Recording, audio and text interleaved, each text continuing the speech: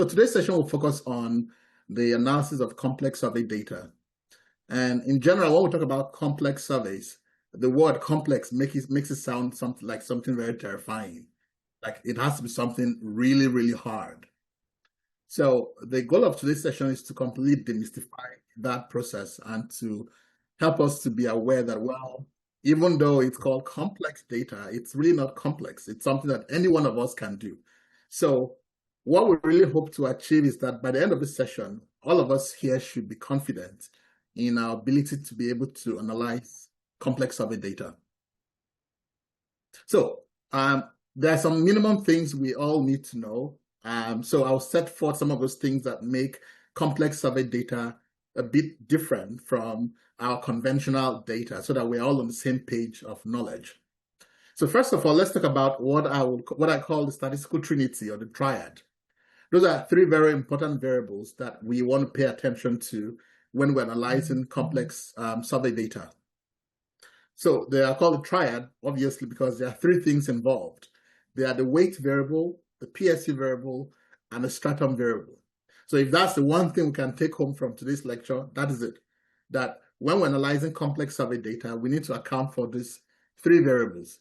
I'm going to briefly explain what each of those three variables does within the context of complex survey data, so that we are fully informed as to what to expect and how to account for them.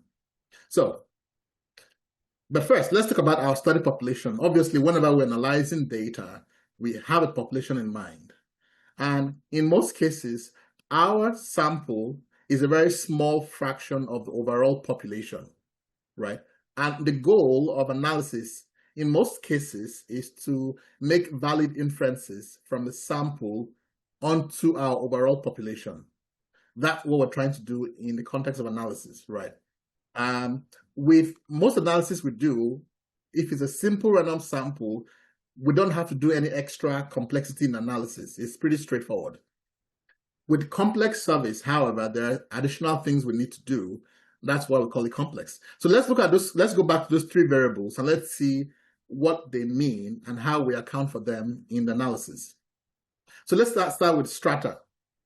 Strata is plural. The singular is stratum. And that simply means a segment. A stratum means a segment.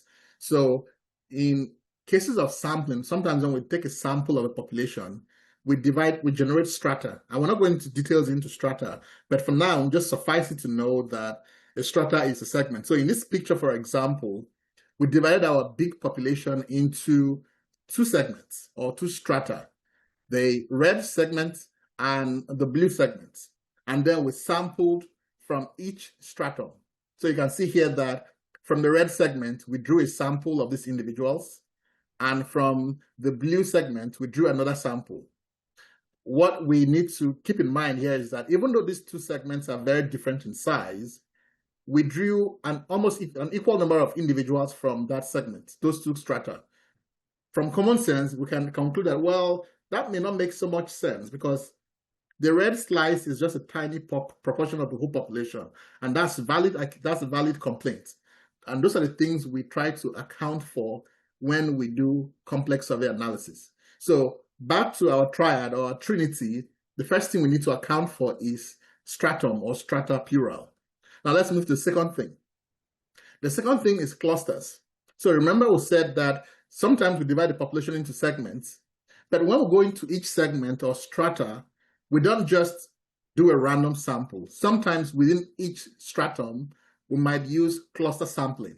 So that means that we will go to that stratum and select clusters at random and then sample from those clusters, right?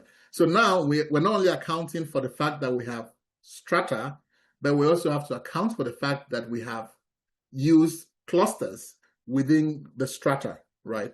The problem with clusters is that people from the same clusters look alike. I'm sure you've all heard of the saying that the apple doesn't fall far from a tree. So that means that if you go to the same household and you survey people in that household, well, they all look alike. They all share some characteristics, right? And so we have to account for that similarity within the analysis. So now we've learned of two things that we have to account for in our analysis. One, the stratum or strata, and number two, the clusters. Now let's look at the third thing that we have to account for in complex survey analysis, and that's weights. Weights are a mechanism through which we force the sample to look like the parent population. Let's go back to this picture. We said that when we do analysis, we try to draw a sample from the population, which is what we call sampling, and we try to make inferences from a sample back to the population. This is what we call the cycle of inference. Now, for that cycle to be a valid cycle, it means that the sample and the population must look alike. We must be comparing apples to apples.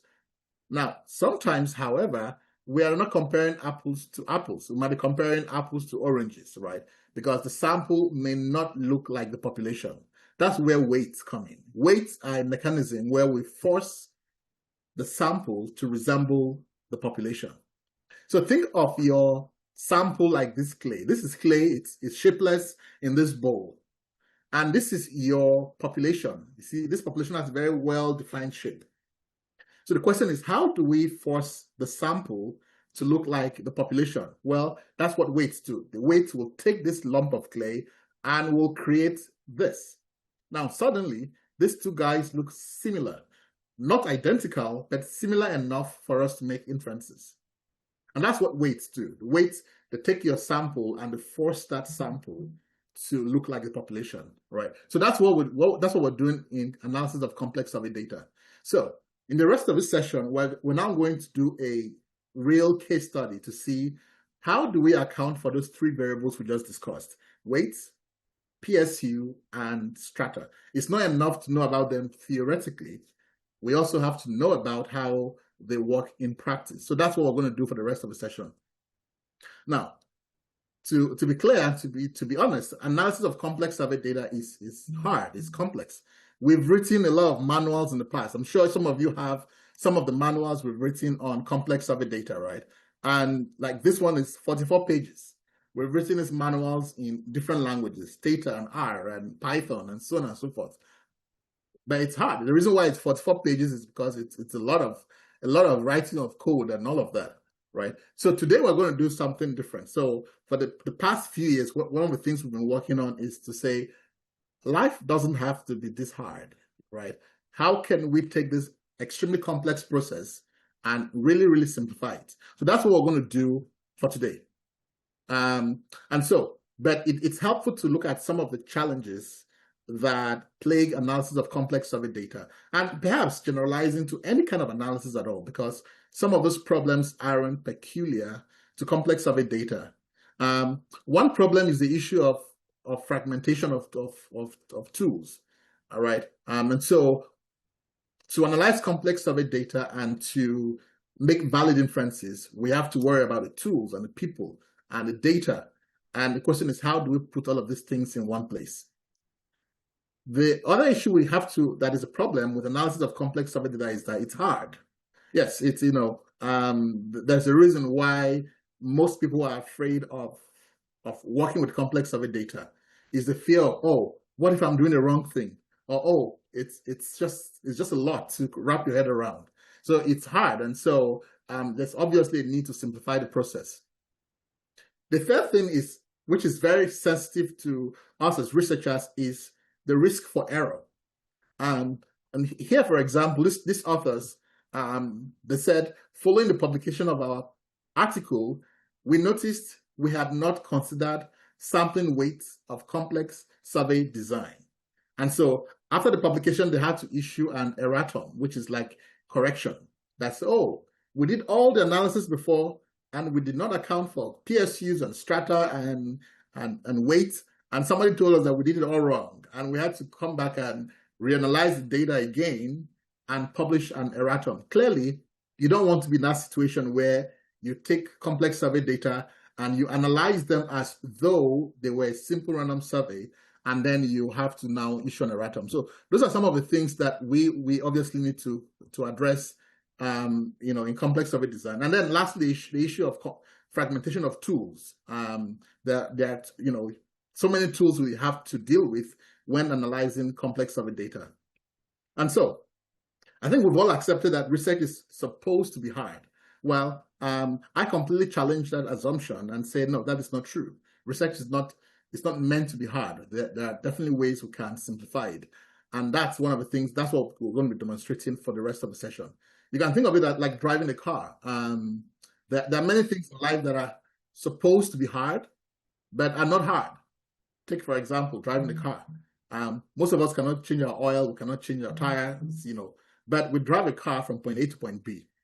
Of course, the technology inside the car is very complex, but for some of us, all we need to do is just press the button and off we go. So that's the same mentality we'll want to extend to, complex survey data or any kind of analysis at all. How do we make something that is obviously very complicated much, much simpler? That's what we're trying to achieve. And so in doing this, there are two numbers I want you to watch out for. The first number is number 8. Who can guess what this number 8 stands for? Like what is special about number 8? I want someone to hazard a guess as to what it means. What is special about number 8 that we want to watch out for?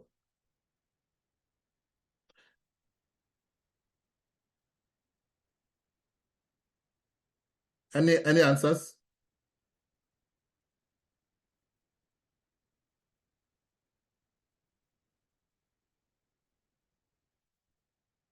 Long, do you have any answers? All right, let's see.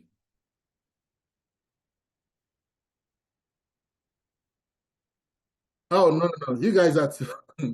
Oh, wow. I'm seeing normal distribution and oh, wow. You guys are too nerdy. That is hilarious. No, number 8 is very simple. It means that the approach we're going to put forward today is so simple that an 8-year-old child can take any analysis, any data and analyze it. So that's what's special about number 8. That, the approach to analysis we're showing you today, it's that simple. It's that simple that anybody, even an 8-year-old child, should be able to take any kind of complex survey data and analyze it. So that's the guarantee we're providing. Now, the second number you have to watch out for is this one here. Number 24. Who can hazard a guess as to what number 24 stands for? So what does 24 mean?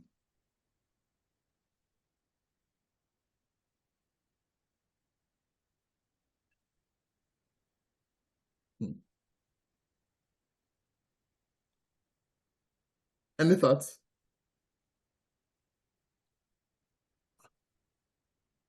All right. So 24 in this case means that, yes, exactly. 24 hours, yes. So we expect that you should finish any analysis, really, no matter how complex it is, in 24 hours. So that's what it means, right? So that's what simplicity means in this context. It is so simple that an 8-year-old child can do it. And it is so simple that you can wrap it up in 24 hours. So let's enough talk. Let's move over to our case study and see with the MMWR we are discussing and see how does this work in practice, right? So let's move back to our case study. So this is the MMWR here. Let me pull it up. So let's go over some of the key elements of the MMWR and let's see what to watch out for as we proceed with our analysis. So we're going to download the data and take everything step by step so that so you can see everything going on. It says my screen sharing is paused. Let's see. All right. So we're going to go over the MMWR where I'm going to highlight some key elements in it that we should watch out for. And then we will then download the data and just do everything step by step. So I'm not using pre-processed data. It's going to be just right from the source, and we're going to go step by step so that you can see how even an 8-year-old child can do this. So if an 8-year-old child can do it, so can you. So that's the point here. All right, so the MMWR, so I wanted to pay attention to how the methodology is reported and some of the things we want to pay attention to replicate in our own analysis, right? So here they describe here they just give an overview of the introduction of the paper, But here they describe the NYTS. This is the same data we're going to use for our analysis, right? The National Youth Tobacco Survey. It is a national survey of US students in middle and high school. And that's the same thing we're going to use for our analysis. So it's a cross-sectional national representative survey. So here it says NYTS uses a 3-stage cluster sampling procedure to generate a nationally representative sample of students in grades 6 through 12. So if you remember, we talked about 3 key variables: strata, clusters, and weight, right? So here it is saying that NYTS uses a 3-stage cluster. What that means is that across the United States, we first select counties. Counties are like the first administrative units under states, right? So you have states and then you have counties. So we first select clusters, counties as the first clusters, and then within the selected counties, we then select schools, which is the second stage. And then within the selected schools, we then select classrooms. And then we survey everyone in the selected classrooms. That's what makes it 3 stages. Stage 1, we select clusters and the counties. Stage 2, we select schools within the counties. And stage 3, we select classrooms within the schools. So what we just want to know here is that the platform, the survey methodology uses strata. It also uses strata and clusters, right? Then here, they provide definition of some of the measures. We're going to go into that later. So you see here, some additional methodologies provided. Data were weighted to account for the complex survey design and to generate representative estimates. They have also mentioned here that population estimates were calculated and rounded to the nearest 10,000. Right now, that might sound like Latin to you, but you want to pay attention to when we're doing analysis, you see how all of that is easy peasy, and even an 8-year-old child can and should do it. All right, so, but for now, I'm just flagging some of the things that we want to pay attention to in analysis. So here, you see they're providing the results. They provide the results in terms of prevalence and counts. So let's go down to the tables so you can see clearly. So if you look at the tables here, they provide the different prevalence, different outcomes here, e-cigarettes and cigarettes and cigars and all the different products they're interested in. And they provide the estimate for high school students and middle school students separately. We call that stratified analysis. Obviously, you don't have to do it this way. But we're just going to follow exactly what they did to try and replicate their results. What we expect to see, obviously, is to get the exact same results. We're going to see how to break it down by these groups and how to get the weighted count. An incorrect way of getting this count is to say, well, we know that 9.9% of females used e-cigarettes. So we're going to take 9.9 and multiply by the number of female students in the population. That's the wrong way of doing it.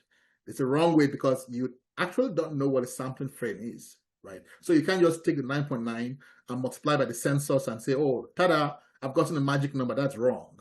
So we're going to show you the correct way of calculating this. And again, it's so simple that even an 8-year-old child can do it. That's the point. The moral of the story from whatever we're going to discuss here is that everything we do here will be so simple that even your child, if you have one, will do it. So if it sounds like Latin now, that's fine. Then note that in the table, one of the things we also want to pay attention to is how some estimates have not been shown. So for example, here you see this is standard practice where we don't show estimates that are not reliable. This is science, so anything we produce forward in science should be valid and should be defensible and reliable. So sometimes you might be analyzing some data among a very tiny population, and we cannot vouch for the reliability of those estimates. So if you look at the footnote here, for example, this footnote here says that data are statistically unreliable because sample size was less than 50, or the relative standard error was greater than 30%, or 0.3 as a proportion. So that's one of the things we want to pay attention to, right? So we talked about how do we account for the weights, the PSU, and the strata when we're analyzing complex data. That's one thing we want to look out for. Number two, how do we create a table like this with prevalence and 95% confidence intervals or standard errors? And number three, how do we calculate this estimated number of users or weighted counts? Number four, how do we ensure that we are practicing good science and that only reliable estimates are displayed? So that's one of the things we're going to look out for. And then, of course, with the definitions here, any tobacco product, for example, is defined as use of at least one product. Either you use e-cigarettes or you use cigarettes or cigars. How do we create such variables? Of course, in the data set, there's no variable like this. You'll have to create it yourself. So how do we recode? How do we create composite variables? So that's what we're going to demonstrate for this session and show you just how easy it is to do it. All right. That being said, now let's download our data set and let us get going. So let's look at let's go back to our slides and put down our learning objectives as we've just discussed now. So let's put down what we hope to be able to calculate by the end of during our analysis so that we don't miss anything. So again, we've said things to be calculated. Okay, let me make this bigger.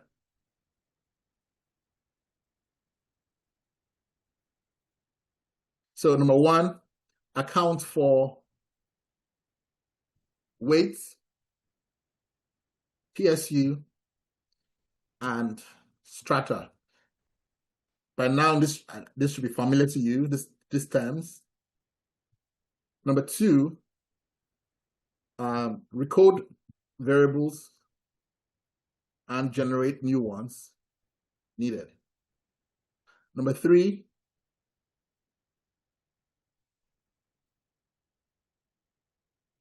compute prevalence with standard errors or 95%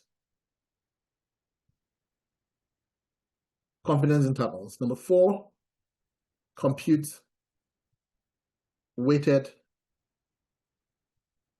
population counts. Those are the millions we saw there. Number five,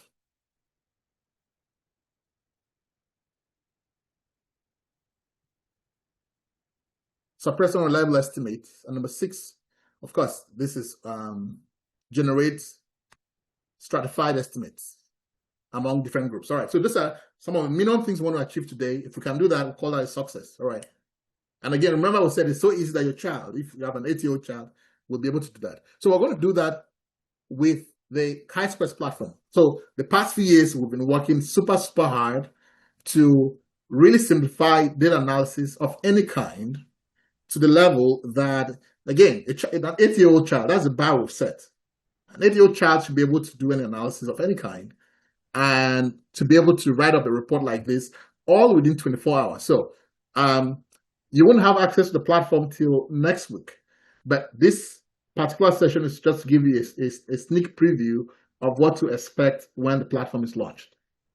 In a manner, again, everything on the platform is guided by two numbers, right? 8-year-old and 24 hours. And we're going to show that with this report. So the goal will be to analyze the data and to generate a draft of a report and to manage our references all within the few minutes that we have here. So let's first of all download our data sets. And again, we're going to do everything from scratch, right? So this is a 2017 MMWR NYTS data set because of the analysis was done with that particular year. So we're going to download the data sets. It's available in different formats. It doesn't really matter which one you use. So I'm just going to download the Excel, since that's what we're familiar with, and we're going to review that to see what that looks like.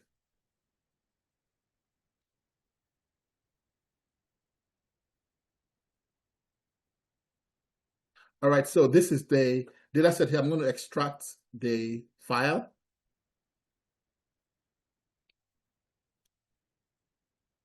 To my desktop.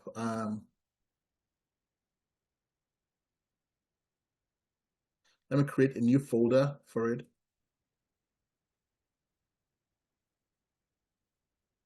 So I'm going to call this all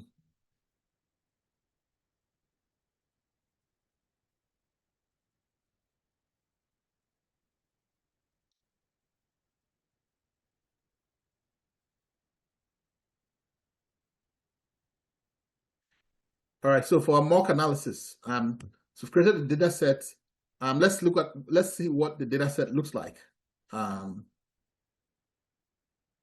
So this is the code book. The code book, whenever you download a data set, the first thing obviously you want to do is to look at the code book. The code book is the data dictionary. It tells you all the variables that are in there and what they mean. So it's a book of codes. That's why it's called the code book.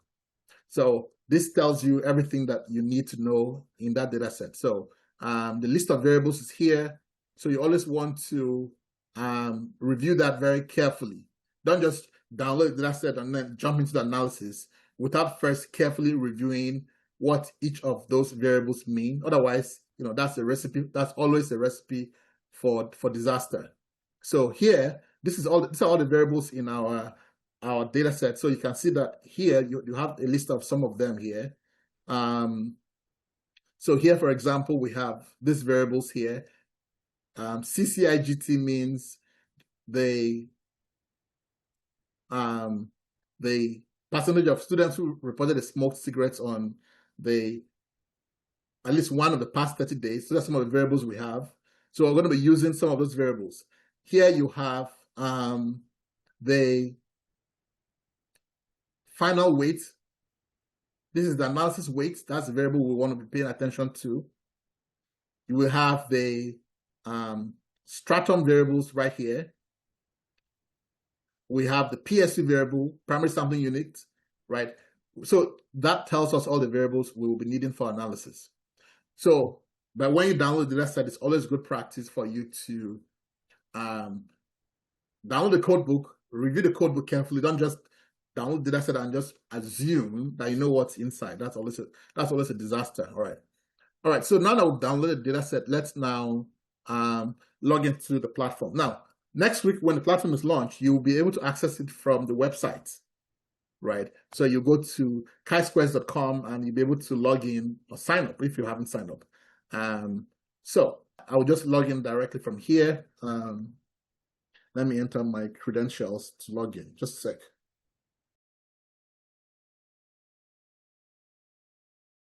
So we have logged in here. We'll show you when we launch the platform next. We're going to have a special walkthrough of the platform to show you all of the features. But for now, our session is focused on the analysis. So we'll just go over there. But the bottom line is that you should expect that next week when the platform is launched, the Chisquares platform will be really a one-stop shop for anything that is related to research. You'd be able to collect, for most of you who have already been using the platform for data collection, you'll obviously still be able to do that, but in a much more enhanced way. Then you'd be able to do sampling as before, but even in a more enhanced way, sample size calculation. The two new features you really want to focus on will be Collaborate. Collaborate is, as the name implies, a place where you collaborate to write. So it's a writing platform. I'm going to show you how that works. And data analysis, that's what we want to focus on for now. So I'm going to start new projects. So without much ado, let's just jump right into our analysis and let's see how all of that works. So to start a new project, again, you come to data analysis and start a new project. And you give your analysis project a name. So let's call this NYTS analysis. So this is summary. This is optional, but we can say replication of the 2017 NYTS data, or MMWR. So next, we have to upload the data. You can upload data from one of multiple sources. You can import data from your survey. If you have already launched a survey on the Chisquares platform, obviously you don't have to download it and start bringing it here. You can import data directly from any surveys you have. That's option number one. You can also import data from public data sets. One of the things we're doing here at Chisquares is that we're putting all of the world's data in one place. So think of just the amount of work sometimes that is required for you to analyze publicly available data, right? Because you have to go to the website like we did here. We had to go to this place and then download the data, and then we have to recode all the variables. That's a lot of work, right? Because you might have analyzed data from this same data set a year ago, and then 2 years later, you want to do the same analysis, but you don't know where the data are. You have to repeat the process all over again.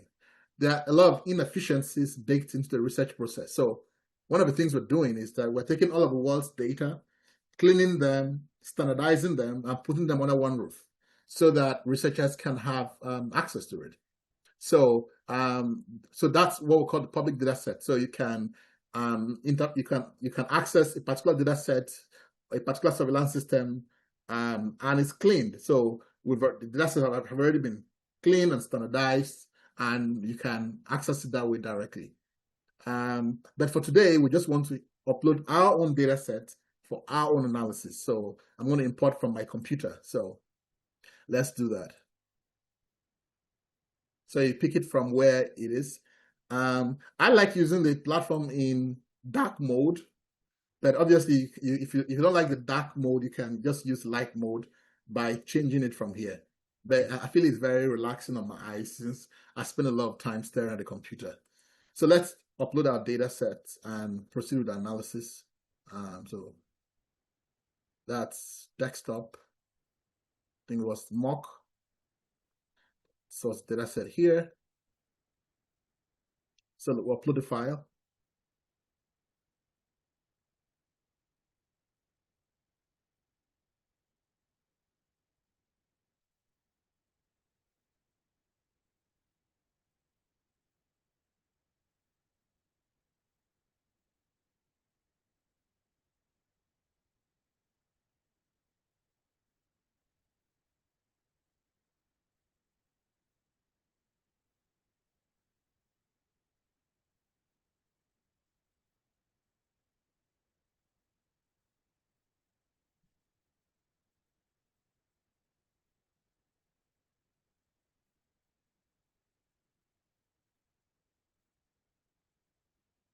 So it has read the data set.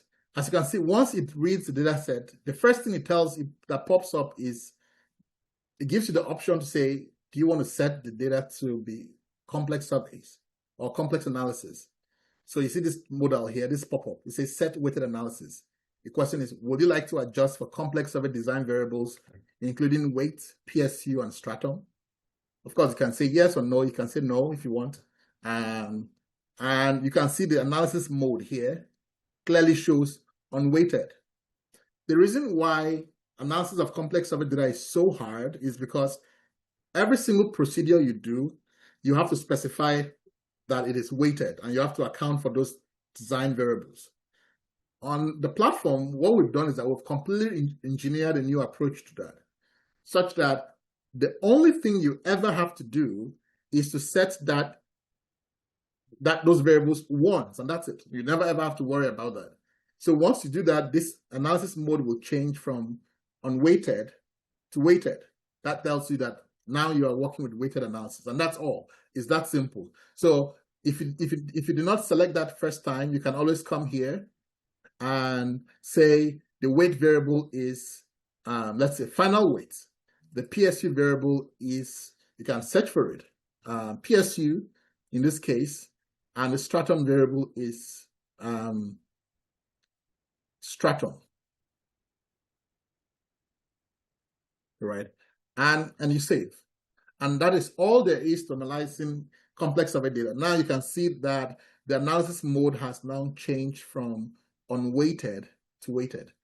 You can see the variable metadata. This has 373 columns and 17,872 rows.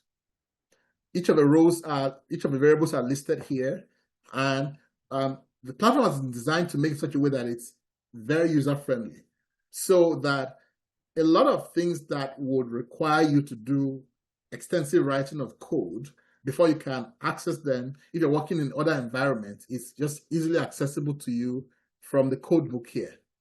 So for example, the variables are listed.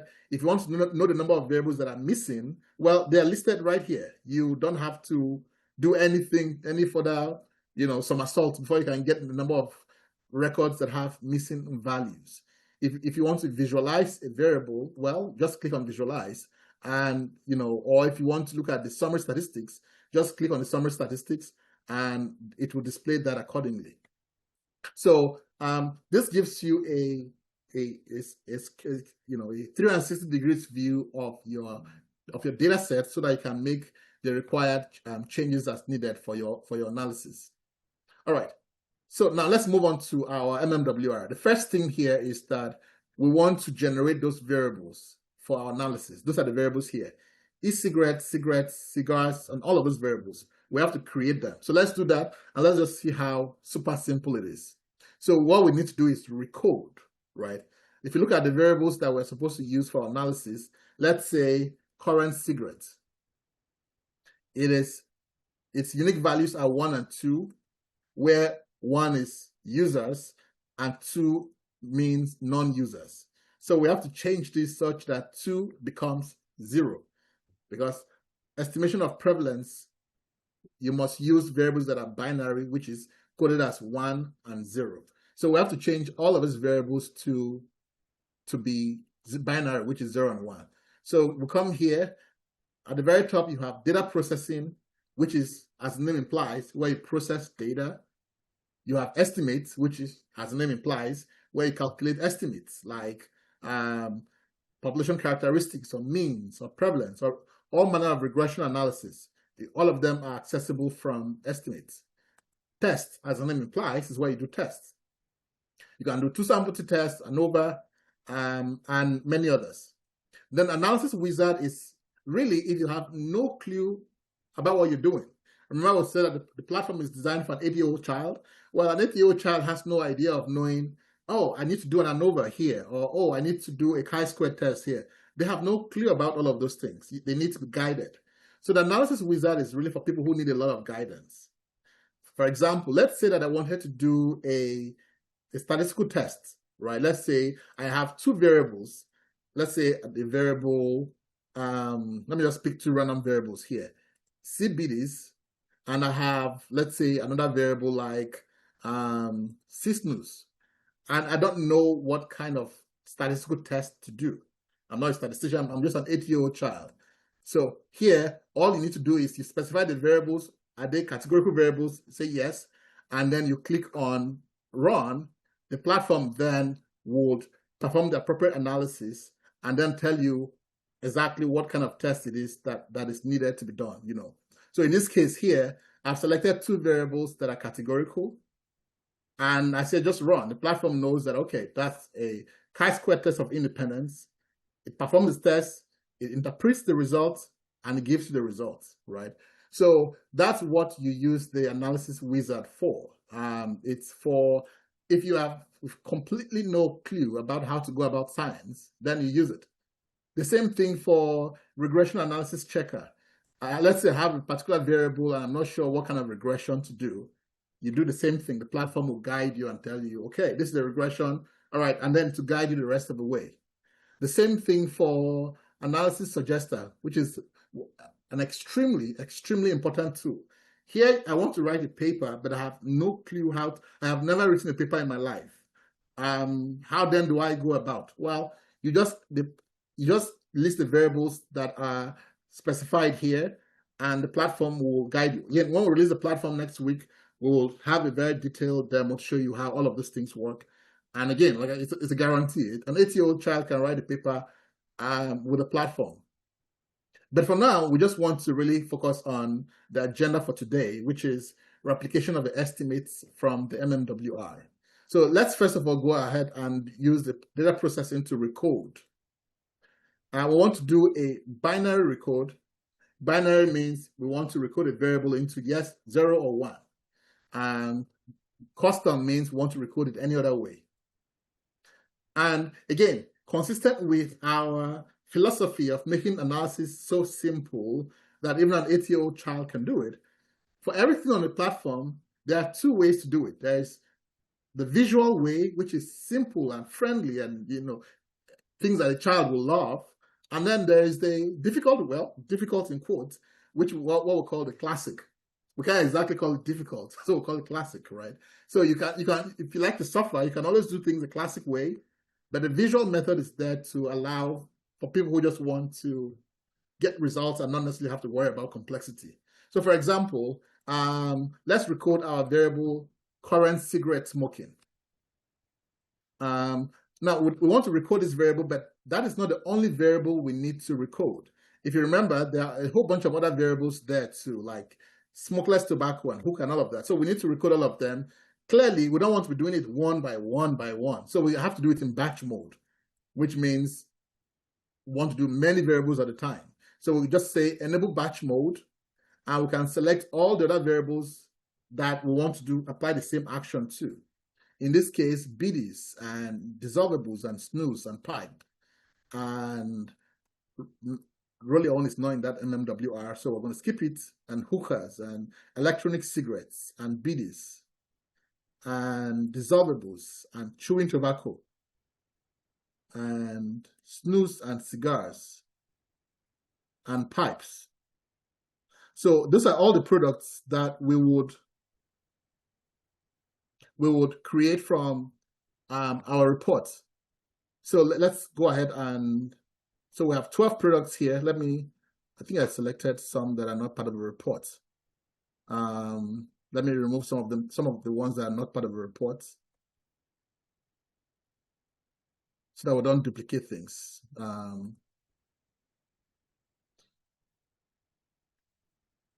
Okay, let me just select the ones. Let me just unselect everything and select the ones that are part of the report carefully. So we know that from the report, there was biddies, there was dissolvables and snooze, there was pipes. How do I know this by heart? Because I've been reading those reports a million times, so in case you're wondering. There's hookah, there is electronic cigarettes, there is dissolvables, then there is SLT,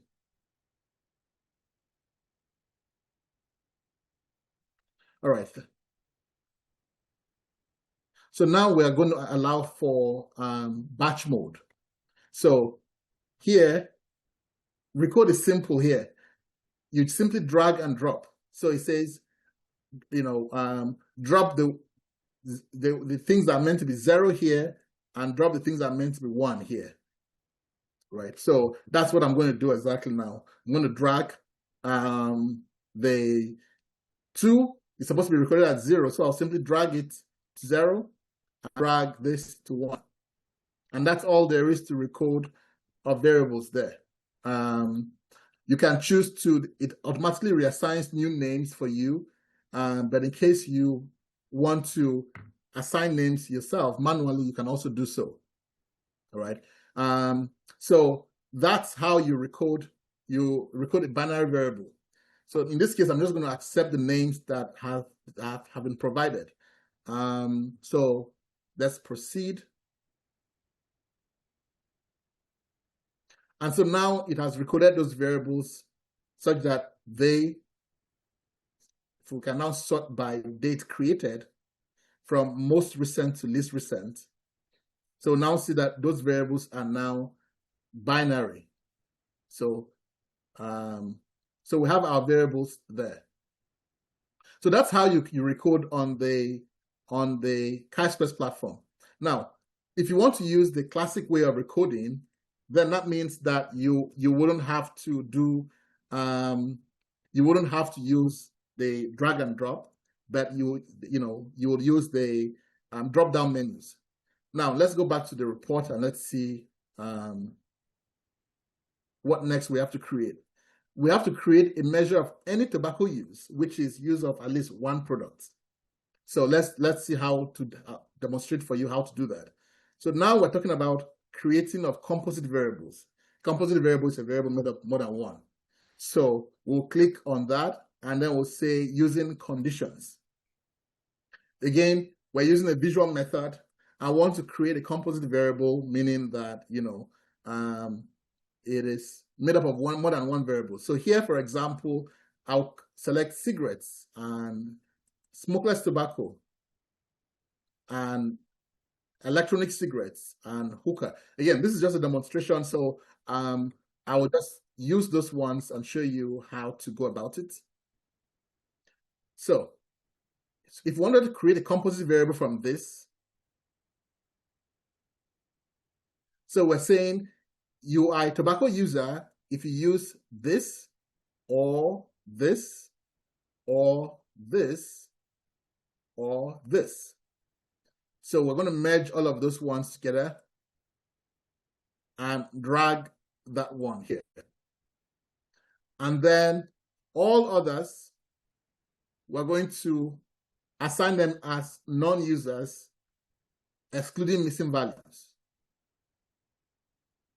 And so that's simply how you create a composite variable. So now we have, a composite variable of any tobacco users, which you can edit this label to mean 1, and non-users, which you can edit to represent 0, right? So that's how you create composite variable on a Chisquares platform. So let's save that variable. We can call this any tobacco. And so that's how you create composite variables. Now, for now, let's go ahead and just show how do we go about creating an estimate like this. So let's go ahead with that part of the exercise. But first, let us recode sex into male and female accordingly. So we'll go to our data sets. Let's look for the variable sex. 1 and 2, let's recode it so that we can clearly identify it as males and females. So let's, so 1 is, again, this is where we'll go to the code book to make sure that we know we are referring to the right group. So let's see what male and female is, sex. So males are 8881. That's the larger group is males. So 8881. So these are males. So let's just edit the label and assign them as male. And the other one is females. Again, this is the visual method. So it automatically picks up colors as you assign labels. So let's call this sex 2.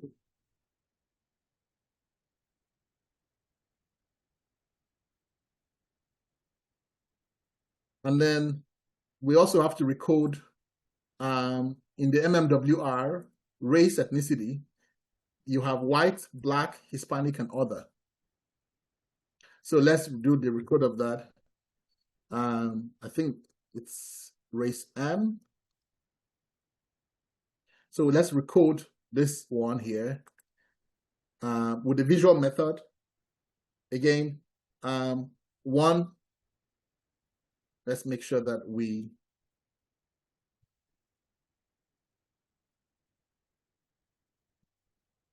race M. So this is race here. So it's the largest group is white, black is 2983. So this is white, edit label. This is white. This is black.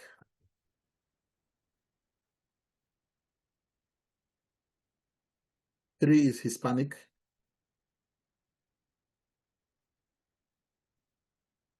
And then all the other ones are other. So if you have 4 or 5 or this, those are all other. Again, recoding is simply drag and drop.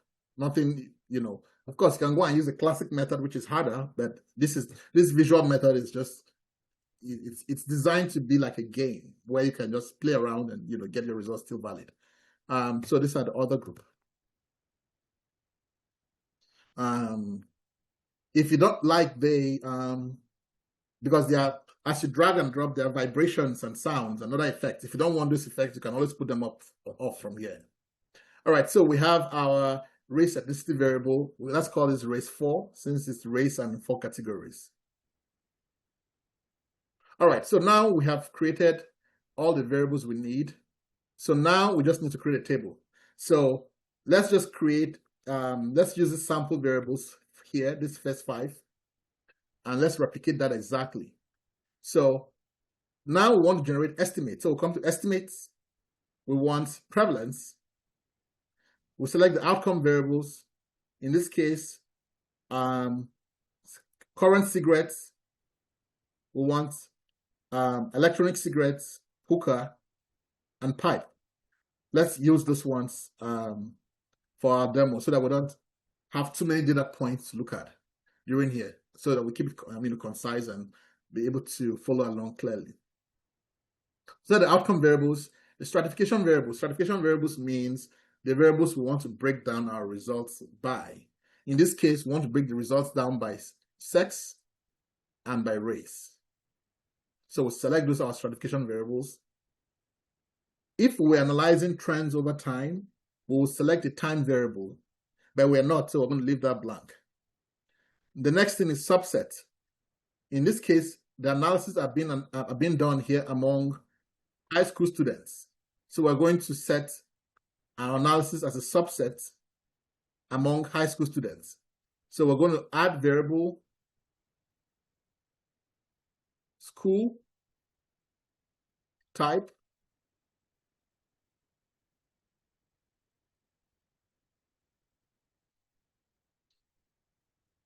so school type equals 1.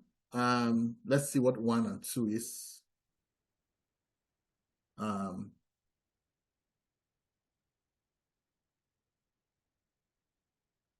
Let's see, school type.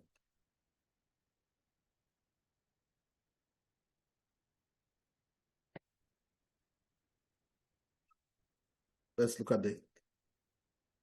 So 2 is the larger group is the high school students. So school type 2 is high school students, and school type 1 is middle. So school type exactly equal to 2. So we've set up our data set for analysis now.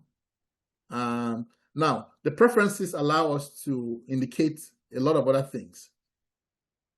Now, let's go back to the report and make sure, back to the things we wanted to do. Remember that the report flagged estimates with unreliable estimates. Well, we can do that as well. You can simply say, under preferences, you can say suppress unreliable estimates, right? So if I select that, then I will have to select the threshold to determine variables that are unreliable using the relative standard error. So I can say estimates that are 30% or higher. That's what the MMWR used, remember? It used 30% as a threshold. So if you go back here, it said data are statistically unreliable because relative standard error was greater than 0.3 or 30%. So I'm going to replicate the same thing, 30% here. And then that's our preference there. We can choose to display percentages with 95% confidence intervals or with standard error, depending on what we prefer. And then here are the weighted population counts. In other words, this part of the estimate here. This count here, that there are weighted counts. In other words, we're saying we can choose to say 9.9% of, these individuals were users of this product, or we can express that as a count by saying 1.7 million, for example, of the population in question used that product. So one expresses it in terms of percentages, the other in terms of count. So that's the option here. So again, when you have all of this from next week, you can have access to all of that. You can also check the sample size for the group that you're doing. So this tells me that there are 10,000 10186, right? 10,186 individuals in this subset. So once your parameters are all set, you can choose to click on estimate to run the analysis.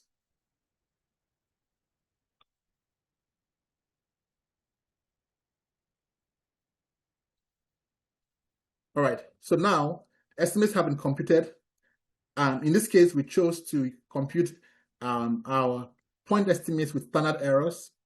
If we had chosen to compute point estimates with confidence intervals, they will show us, prevalence with confidence intervals. Here, we chose to compute them this way. But we've kept the table small and concise so that we can easily compare with the MMWR and see the estimates, right? So we have our table here that that has the things we needed. Oh, I didn't think we didn't check this box. All right, let's check this box to ensure that we are also calculating the weighted count. So because in a report like this, they have the weighted counts. So let's go back here and check this box, and we can choose the desired level of rounding. In the MMWR, they said that the weighted counts were rounded to 10,000, right? Because you don't want them to be too precise. That means that you don't want to say there were 101,446,222 people. It's like, oh, you're way too precise. So we're going to do just that now and say, let's round estimates to the nearest 10,000, right? And then among this group, so let's estimate again. And then we can compare with the results from the MMWR.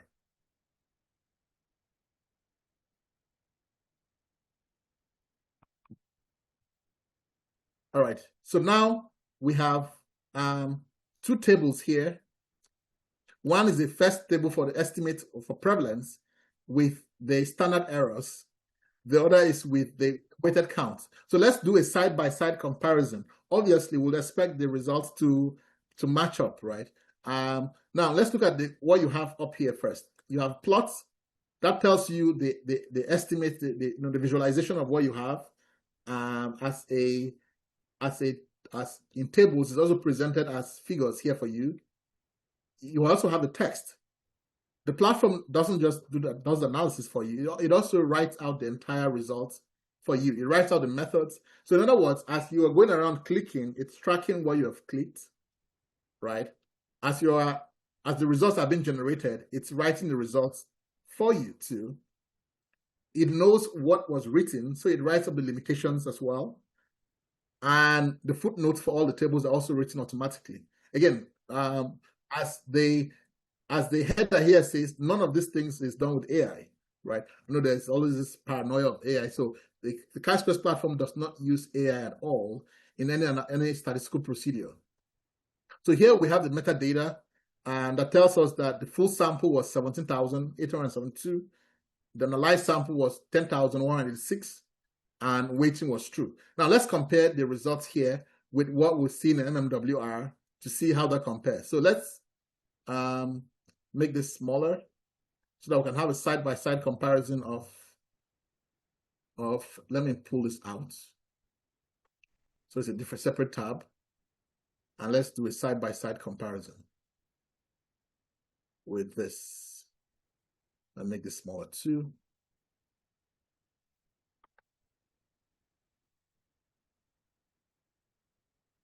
All right.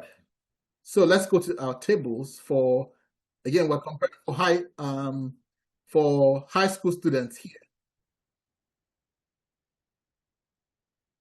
Let me pull this to the side. So we just compare the first, few. So overall, the MMWR doesn't have the overall for the overall population. So we're going to skip that. Let's start with what they have here. This is they have for among females. So this is the female. For female e-cigarettes, they have 9.9%. Female cigarettes, e-cigarettes, you have 9.9%, which is exactly what is in MMWR. The next product is hookah. Let's see. Female for hookah, you have, let's see. I think I may have to make the report big. So females for hookah, you have 3.2%. And that is exactly what we got here. Females for hookah, 3.2%. And females for pipe tobacco, 0.5%. So you see, you would get exactly the exact, not close, but the exact estimates as what you're supposed to get, obviously. And then the weighted population counts. These are the total numbers for the users that we saw here. So for example, in the whole population of high school students, there was an estimated 1.73 million who were users of e-cigarettes based on extrapolation of weight, which is the exact same thing we get here. E-cigarette use among high school students, 173 million, when we round to the nearest 10,000, right? So what we've just achieved here in just literally minutes is what if you were writing code, it would take you pages upon pages upon pages of writing code and months upon months upon months, including lots of months of quality assurance. But all of that is automated in seconds with the platform. And then we also have the suppression of estimates that are not valid, or not reliable rather. So you see here we suppress estimates. So you see we set a relative standard error threshold of 30% to suppress estimates that are not reliable. So that's why you see here pipe for race 4, which is the other group, for blacks. Under pipe, you see an asterisk, right? Similarly here, blacks, under pipe, you see a dash. Why? Because the estimate is not reliable, right? Again, these are very, advanced calculations you'd have to do if you were doing it manually, but which are entirely automated on the platform. So this allows you, the whole idea is to allow you to generate estimates with confidence. Not knowing how to do those things should not be a barrier to research. Anyone, even an 8-year-old child, should be able to take data and analyze it. Now, but that is not all the platform does. It also allows you to be able to write your reports, because now you have this button here that says push results. You can choose to push your results to the manuscript. So here, for example, I can choose to click on the button push results, and I can choose which manuscript to push my results to. One of the big problems the Chisquares platform tries to solve is the issue of fragmentation. That means that for you to write a manuscript, you have to go to Google Forms, collect data, and then go to SPSS to do the analysis, and then go to Microsoft Word to write. The way we've solved that problem is to have one platform that does every single thing. So you can collect data on the platform, analyze it, you can create a manuscript. So for example, I want to create a new manuscript on the fly as an academic manuscript and start writing. I can provide a title like cigarette smoking or tobacco use prevalence.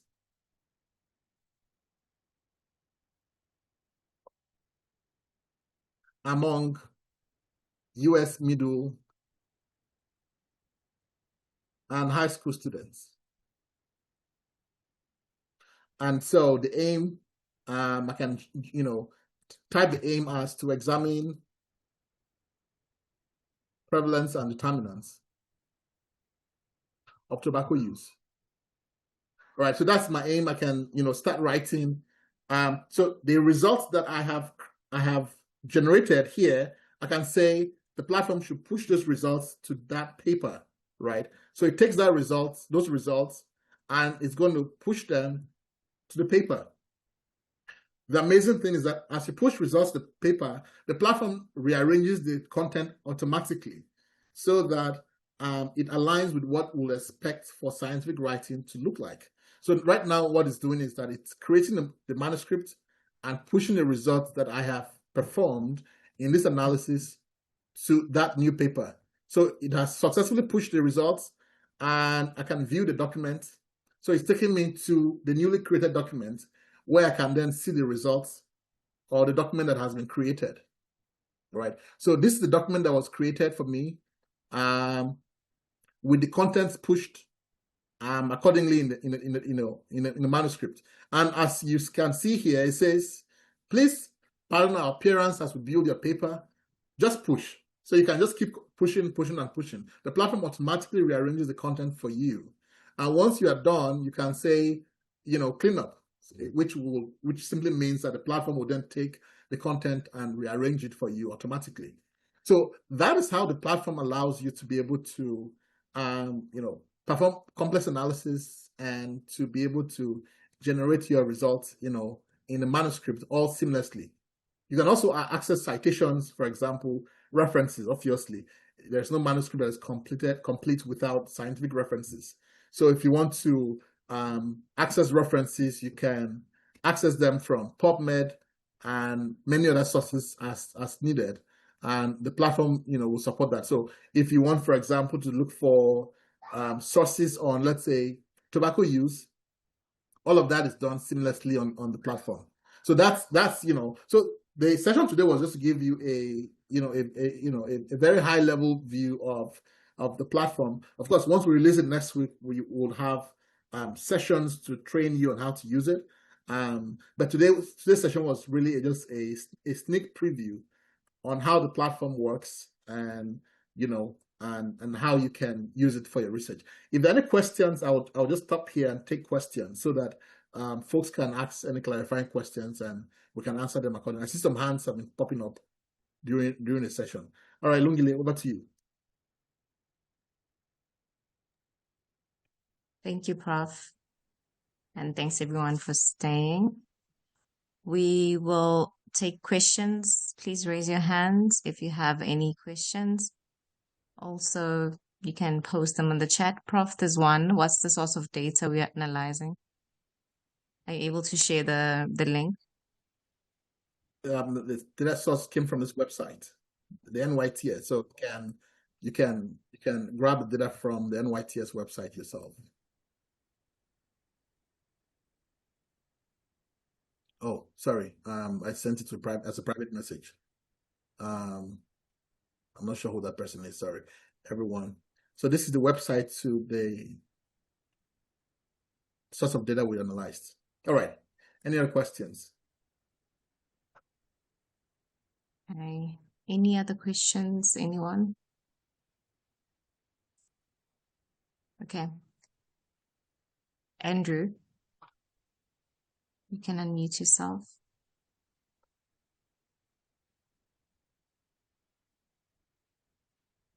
Andrew?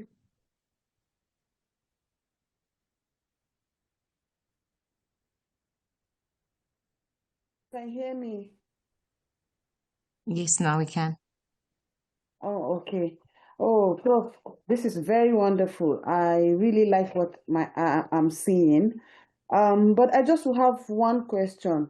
Please, how can we have access to this platform to be able to do or replicate what you have just shown us now? So the platform will release next week. So you'll have access to it next week. This was just an early preview of what to expect, but the release will be next week. Oh, wow. Perfect. Thank you so much. You're welcome. Thank you. Thank you. Next, Zachariah.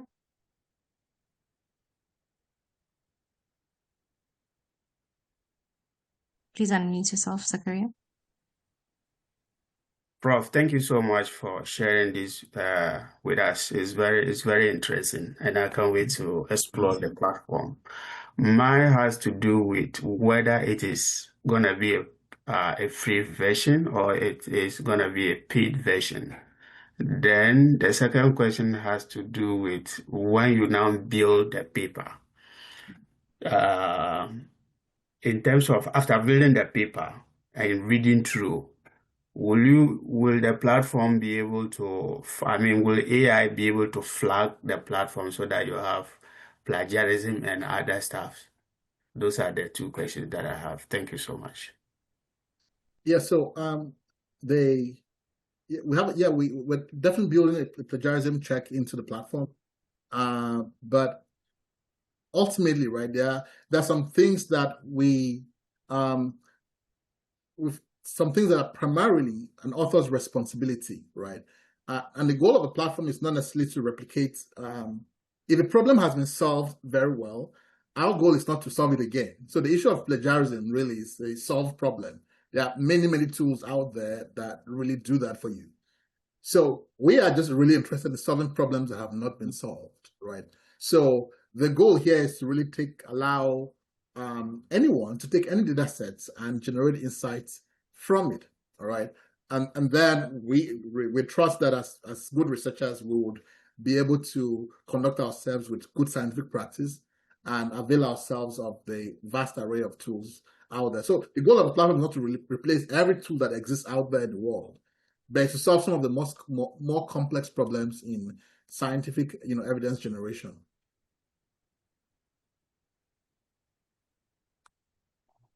Thank you. Oh, yeah, sorry, your original question was it? Of course. So there'll be, the free version of a platform will allow you to do. So if I go back to, if I switch back to analysis, for example, yeah. So the free version of the platform will allow you to do some basic stuff, but of course, you'll have to be a paid user to be able to access some of the more advanced feature. Because, as you can imagine, it takes a whole lot of resources to build and maintain a platform of this nature. So, so of course, there'll be a place for free users to, for example, you can still be able to access a descriptive statistics report from your data, which analyzes your data in just descriptive analysis, right? All of those features anyone can access to that data, whether they're a free user or not. But when we release it, you'll see the tiers of use clearly applied. All right, next question, please. Tina, please unmute. Okay, thank you so much, Prof, for this very insightful talk. So my question is, there are lots of survey data or survey platforms available. So is it that we can take data from any of those different platforms and be able to use them here? And Yes. then, for example, like Enhance now, they have data already stored in different formats. Like there's maybe the CSV, there's SAS, there's R, and the likes. So what kind of what type can we actually import into the Chi-Square platform to be able to analyze? And then also, since we can perhaps do a lot of things with the platform, write reports and all, in terms of acknowledgement or citations, are there already ways to cite it in the papers or in the manuscripts and so on? Yeah, thanks. That's a good question. So you can import data in the platform supports many popular formats. So if you click, for example, if you're trying to import, you can, if the data is on your computer, you can obviously import from formats like CSV, Excel. The platform also supports import from some of the more common dataset formats like, SAS transport files and like Stata and SPSS.sav or .SPSS. Those are common formats that we also support. Now, if your format is, we also, of course, support also Packet, which is a very popular format as well. Now, if your I think some of them are listed, somewhere. If your format is not one of those, you can always convert your data from, let's say, whatever format it is to CSV or Packet or any other supported formats. So that should work. But bottom line, yeah, it doesn't matter where you collected the data, whether you collected it on Google Forms or wherever, it doesn't really matter. You can always import it into the platform. The second question was, my memory is getting really bad. I have literally forgotten the other questions you asked. About citations, like the platform. Citation, yes. All right, yeah, citation. Yeah, there's a button here. That's citation here. You can just click and you can just copy the citation that is provided there. And that should suffice. Okay. Yeah, I think that covers just that. Thank you. David?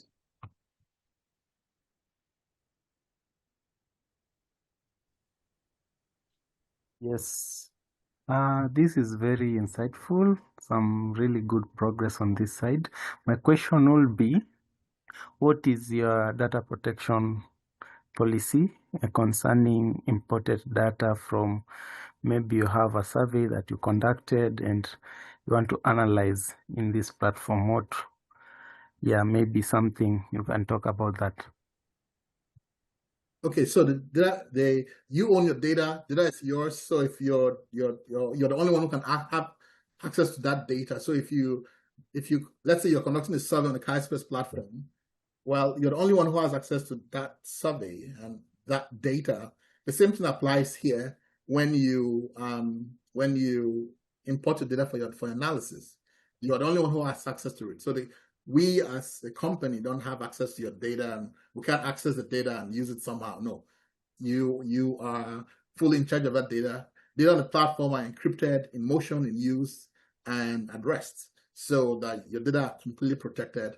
Of course, it's a collaborative platform, so that means that you can invite collaborators. Now, at that point, that risk is on you, because you're now inviting people to your data set or to your project. They can access your data, but even then, the platform also gives you tools to restrict access. So you have the principle of least privilege. So the fact that I have 10 collaborators on a project doesn't mean that I want all 10 of them to access my data. So you can say, oh, all right, you're here, but you can only access so and so and so, right? So those are some of the tools that the platform gives you. And of course, you can see that I struggled to access my account at the beginning because of password protection. So those are some of the security details that are designed in place. The platform is designed to be HIPAA compliant, and so all of the security measures that could be considered have been considered. Thank you. You're welcome. Prof. Abdul. Thank you very much, Linkley. Thank you, Prof. It's been a long time. Yes. Yes. My question is, it's like this is a new improved package and the rest of them. What of those of us that are logging in the former package? How is the transition going to be like? There will be no transition at all. Once we launch the platform, once you try to log in, it will still be the same login details you will have. Only that when you log in, you will come to a page like this is where you log into. And it will just tell you, welcome to version 2. Now, if you had other things in version 1, you can still access them from here. This link tells, you see this button that says switch to V1. Well, so it will automatically usher you into V2. But should you need to access V1, you can always access it from this button here. But you don't have to do anything to V1 to V2. Oh, thank you very much. Thank you, sir. Thank you. You're welcome, yes. Please mute yourselves if you're not speaking. Basma. Hello, Prof. Thank you very much. Unfortunately, I missed the first part, but my question is it specialized for prevalence studies only, or what type of study can we generate manuscript with this platform? Thank you very much. The platform is not designed for just prevalence. You can do any kind of study really that you want to do, whether it's for data collection or for analysis, right? You can do a whole wide array of multivariable analysis or regression analysis. You can do a whole array of sophisticated descriptive analysis, trend analysis. So there's no the limit is your imagination. We've provided a vast array of tools for you to be able to do anything really that you can do in research. Thank you. Enco. Yeah, good day. My question is on. I want to know from what you demonstrated. It's more of data generated from peer review. I want to know if can we still use the platform to analyze data generated from pure experimental research? That's number one. Number two is, for those of us who were not able to log into this platform previously, is there any way we can also join, because it's interesting? Thank you. All right, thank you. Yeah, we just, the purpose of replicating the MMWR report was just to show you to give you a conceptual framework to understand what we're doing. It is not to say that the platform only replicates existing findings. So of course you can analyze any kind of data with the platform. The limit is your imagination and your data, obviously. So yes, so the platform can support any and all kinds of analysis from original data, regardless, obviously, of the design of the study, whether it was cross-sectional or whether it was experimental or observational data. Those can all be done on the platform. The access to the platform will be shared as a link, and so you'll be able to you can create an account. But like I said earlier, this session is meant to be an early bird's view of what to expect next week when the platform is launched. So we didn't just want to launch the platform and say tada. So this session was to give you an overview of what to expect when it's launched, so that you can see, oh wow, this is how the new V2. For those of you who are on V1 already, you know that okay, this is how V2 is going to look like. For those of you who don't know about the platform, you have two options. You can wait till next week, or you can create an account on V1. Then we'll just onboard you automatically next week. But yeah, you can still create an account, like I said. Thank you, sir. Thank you.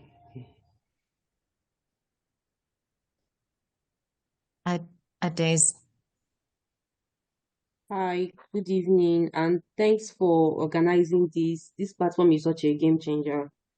I wanted to ask 3 questions. The first one is, apart from identifying missing values, how can you do other data cleaning on the platform? Can you do other forms of cleaning on the platform? And also, I didn't see, you didn't show us how to view your data. If you want to view your data, see the rows and columns like Excel, how to do that. And also, I want to know if the platform does qualitative analysis, or if there's any plan to do it in the future.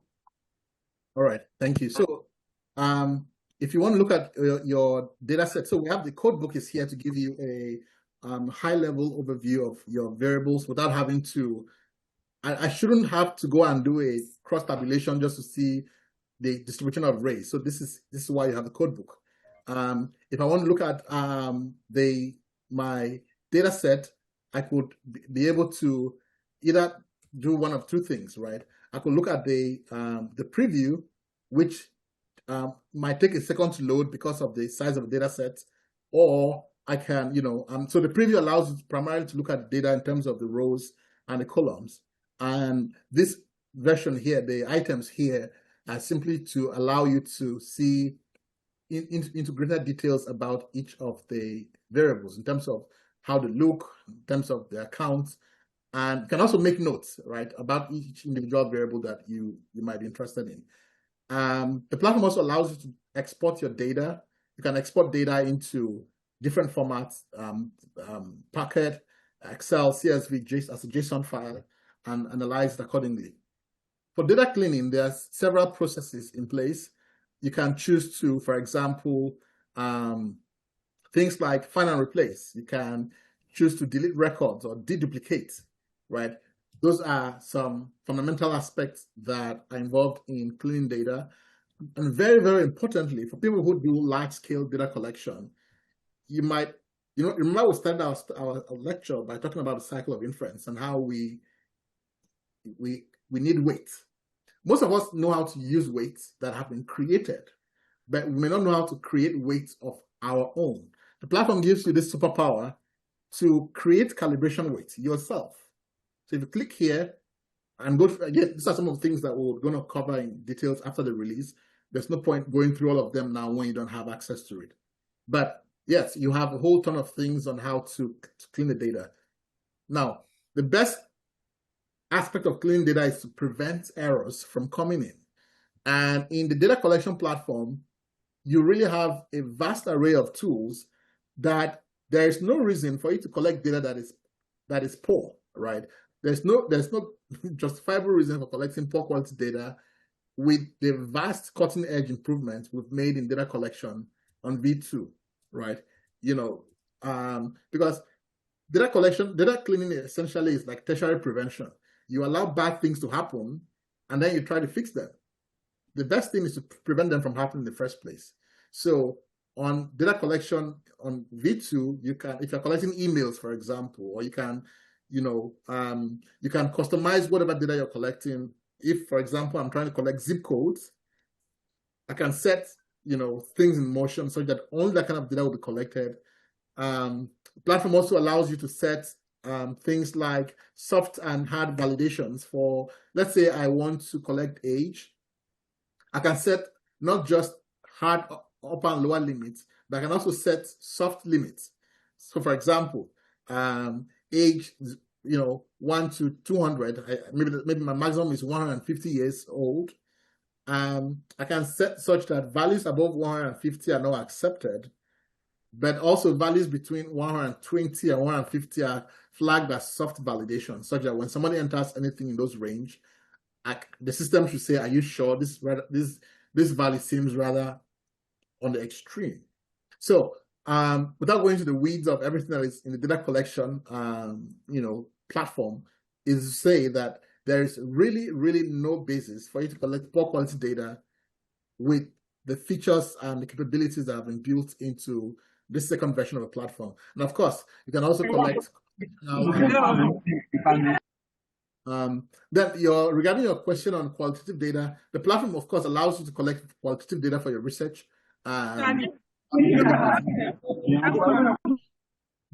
mute ourselves. There's a lot of background noise there. So you can collect qualitative data, and the survey platform has capabilities for also analyzing qualitative data to some extent. But it's rudimentary. We plan to expand the scope of the data analysis to include qualitative analysis, but that's not that is not implemented yet. It's a feature that we're going to build into the platform. All right, next question, please. Thanks, Prof. I'm glad you touched on that, because someone from YouTube asked about, let's say, studies and transcriptions. Nafata? Yes, please. Just a follow-on question on a question previously asked about reports. So the reports, I saw manuscripts. Are there other type of reports that this platform can generate? Like, we know that there are different types of reports. Some are abstracts, some are manuscript, as we have seen in what you just showed us. So did you factor in the different types of report that this platform can generate, or it's just manuscripts? Like you said, there are infinite number of reports that could be generated that no platform can support them. So what we've done is give you tools to create whatever you want. So for example, when it comes to Collaborate, and start writing, it's going to ask you what type of document do you want to create. And we have three main types really here. You have academic manuscript, which is designed for academic purposes. So here you can provide the title, let's say study of malaria and its symptoms. So you provide a title, and you can put an aim, research aims, or you can ask the AI system to suggest an aim for you to use for that work. Then that's specific for manuscripts, scientific manuscripts, because other documents do not need all that level of detail in terms of providing aims and all of that. So here I can select this as my aims and proceed. And the formatting or the preparation of that document is different because it acknowledges that this is a scientific manuscript, and so the tools that are provided for you are different. So you have, this is already structured as a scientific paper, and you have a whole range of tools provided for citation and for references and for a whole lot of things that you will need for scientific purposes. But then that's not the only tool, right? There are other tools there for other kinds of work like documentation, which is more general. So yeah, so between all of the resources that have been provided, you can write any single thing. Each of those ones have connection with analysis. So you can always create a documentation document, get analysis done from an analysis engine, bring them into that particular report, and write whatever you want to write. We don't know what you're writing, but so you can use that report or that environment to then create whatever it is that you want to create. Absolutely amazing. Thank you, sir. You're welcome. Yes. Rashid? Oh, thank you very much. In fact, you have done justice to the app. I want to ask some questions, though. Let me follow the Basma or what's the other guy that's raised the question that can we use the app for other field of study like psychology or anything related to social science?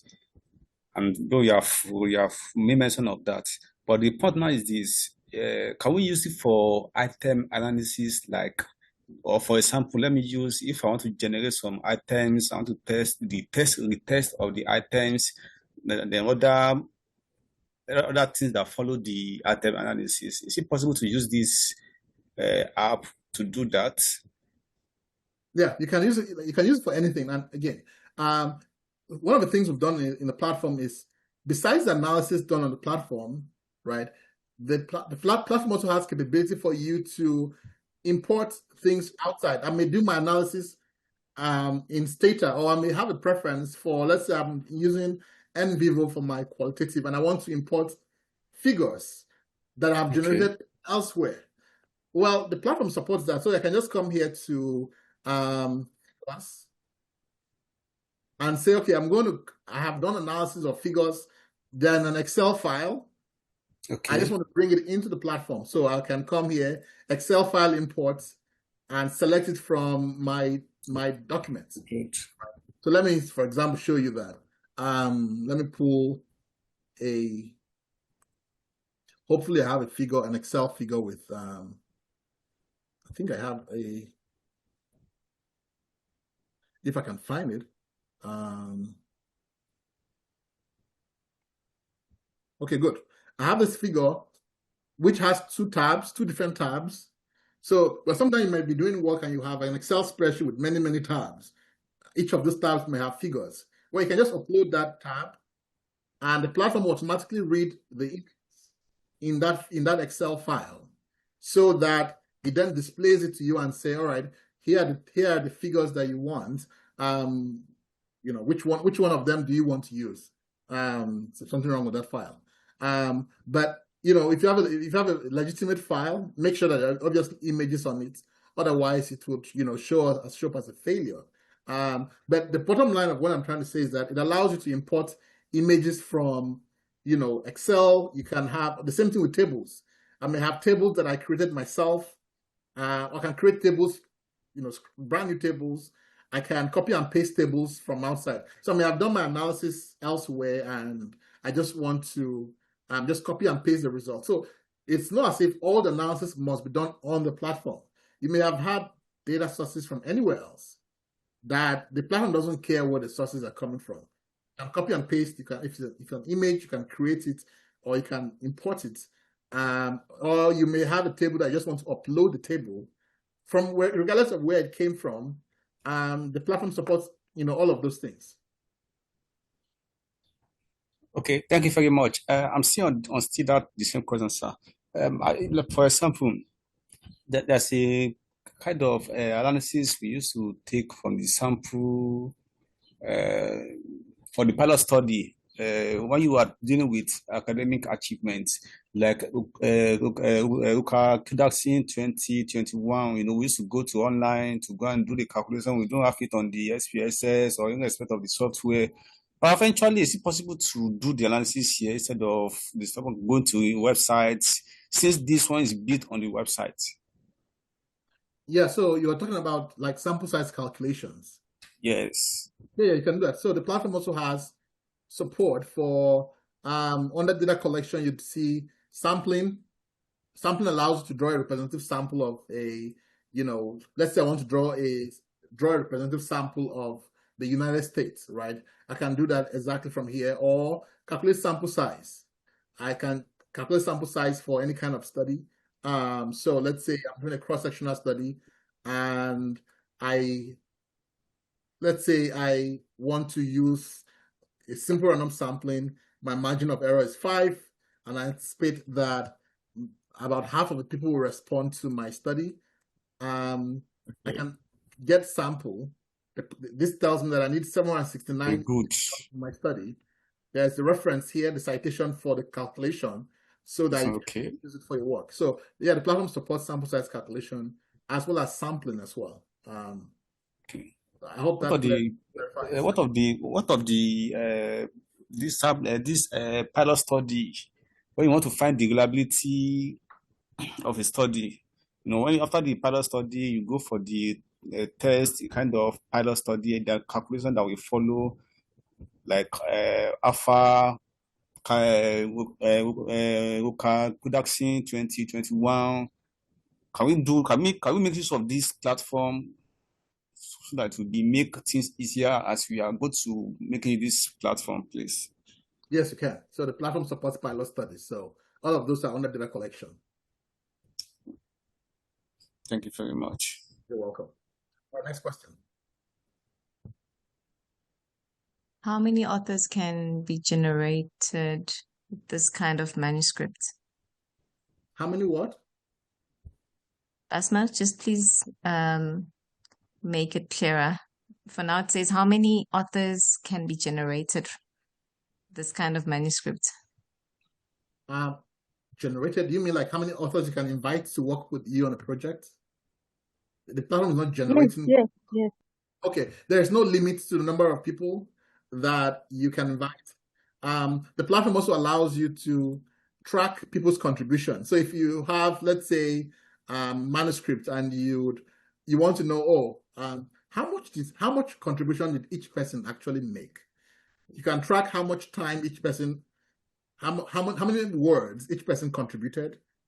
You can also track the number of hours cumulatively they spent on the project. This is a collaborative environment, so it also allows you to know who is on the work. So if you have collaborators, I have one collaborator here. If you have more and more collaborators appearing, you'll be able to see who is online at that moment in time. So yes, there's no limit, but the platform gives you the tools to manage them. You can invite collaborators through many ways. You can share a link to them. So if I can just copy a link and say, hey, all of you come and join my project, and share the link to them, and they will join. Or you can enter their information one by one and add them. And that's how you manage collaborators on the platform. What other websites or platforms can we download secondary data from? It depends. There are lots of them. That, it depends on your research interest, but I advise you to go to demographic and health survey websites to explore. I think there are lots of them. We've had sessions in the past on sources of data, but you can do a Google search to find based on your own research area and your interests. How does the platform extrapolate the population to arrive at a weighted count estimate? The weights have to be your data set. So there are two things here, right? We can think of it as the front end and the back end of survey design. The front end is simply that, I have downloaded a data set, like we downloaded a data set from this website. That data set we downloaded already had the variables inside. So if you look at, let's go back to what we downloaded so you can see what I mean. This is what we downloaded originally, the mock 2017. So those ones, we didn't create the weight. The weights came already with the data set. So if you look at this is the data set we had downloaded. So if you look at this, so if you focus on this here, I think it's a general thing. I cannot seem to edit any Microsoft product. I'm not sure what went to my.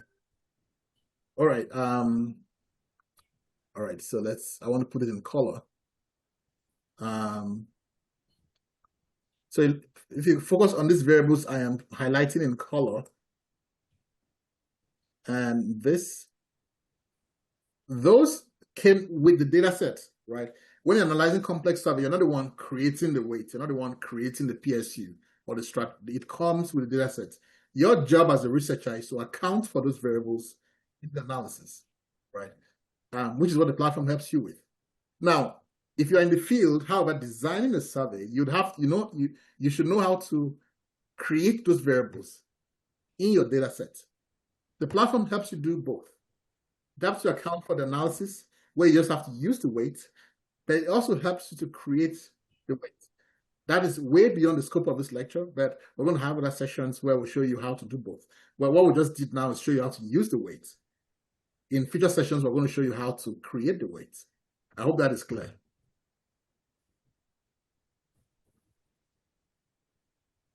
Thank you. Napo?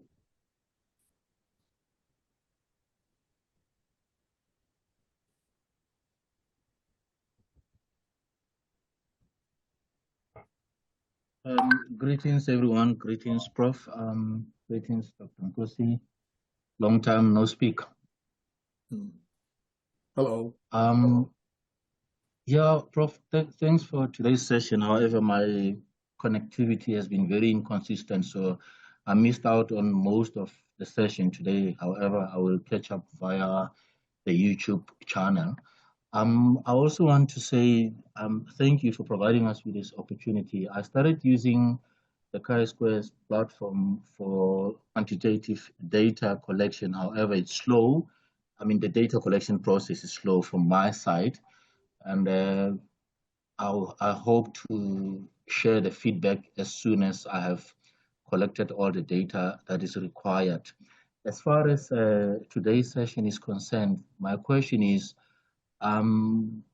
with the stuff that we might have generated from using the platform, what are the possibilities of getting your paper published, and how do we go about if one wants to get the paper generated via the platform published anywhere, and where could that be done? Okay, that's a good question. And so as far as the publication process, there are two ways to think about it. One way to think of it is there's this button here called publish. So what we've done is that we've partnered with some journals such that you have a seamless publication process. So that means that when you click on publish here, you have two options. One is publish on the Chisquares preprint. One of the things we're doing is to have a preprint. A preprint is a medium where you can publish things that have not been peer reviewed, right? So it's assigned a DOI. It has a DOI is a digital object identifier, and that allows the work to be cited and all. So you can publish as a preprint immediately while the work is undergoing peer review, or you can choose to submit to some of our partner journals. So these are journals that we've created agreements with, so that you can submit your work directly from a platform, and then it goes to those journals. Now, if you don't want either of those options, well, you can always look for journals elsewhere.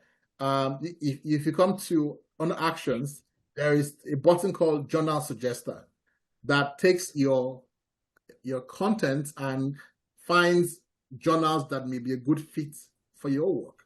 Right? So now it's taking the title and the data that we've created and saying, okay, what journals will be a good fit based on the work that is being done, and it's going to give you those suggestions. So those are your options, really. You can publish it as a preprint on Chisquares. You can publish one of the partner journals, or you can go elsewhere. And again, once we release next week, you can be able to access some of these services. Will be more accessible as we release them next week. Things like the preprint server might take maybe the next 1 week or 2 weeks, but again, from next week you'll be able to have access to all of those things. So here, for example, is saying based on the topic, these are some of the journals that will be a good fit. So it says nicotine and tobacco research and preventing chronic diseases and so on and so forth. You can filter by those ones that are open access only, or just those that are indexed in PubMed. If you're very particular about where it's published. But those are some of the features that have been provided to help you with the publication process. Okay, Prof. The last question, it's a dual question, but this will be my last question for this session. One is the turnaround time in terms of when the paper can get published, and again, do we have access to management sciences journals via the platform? And this would be my last question. So I didn't. Do you have access to what? I didn't hear the last part of your question. For those of us who are into management sciences, does the platform give you access to management sciences journals? So the partner journals will have a very limited, but likely to grow. The list of journals suggested here is based on a topic, so it's tailored to your topic. The preprint server, you can publish anything on the preprint server. It doesn't have to be health related. It can be anything at all. The turnaround time for the preprint server is maybe at most a week, since it doesn't go through formal peer review. It does go through some review, just to be clear. It's not as if you just submit it and boom, we publish it, right? It goes through some review, but the turnaround time for that is a week because it's a preprint server. The turnaround time for journals, well, that's, I don't know. The editors of the journal will tell you that, but that's way beyond our scope of influence. And that's between you and the journal. We can always speak for our preprint server and what happens there. But again, that one should be at most a week if all things, pan out well. Because the process of publishing a preprint there are also external dependencies. For example, your paper has to be assigned a DOI. A DOI is something, a unique number that every journal paper carries, whether it's peer reviewed or not. So it's what makes your papers, unique and citable. So that process is based on Crossref. Crossref is an organization that issues DOIs. We're not the one that is issuing a DOI to your paper. So those external dependencies are what make it that long. So, but yes, you can absolutely publish your paper as a preprint while it's undergoing peer review in other journals. Thank you, Prof. You're welcome. Yes, yeah. Dr. Adeyinka, your hand has been up for a while.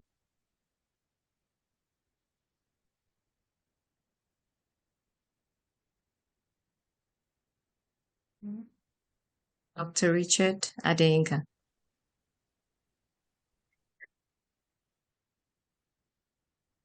Okay. We'll move to Daniel. Thank you, Prof.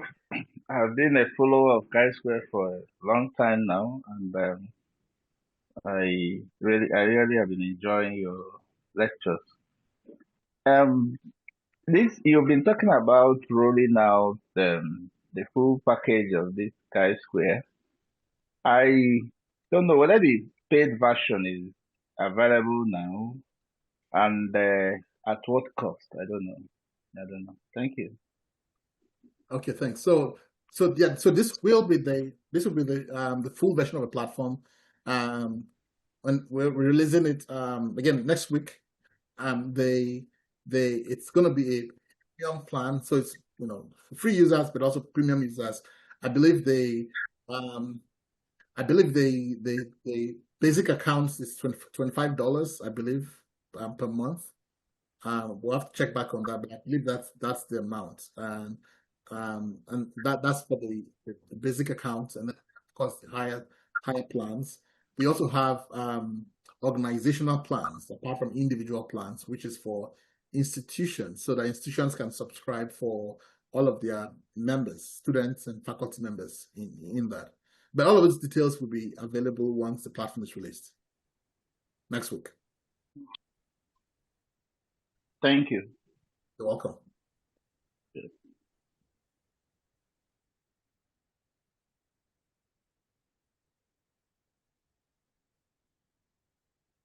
Can we generate ideas from this platform?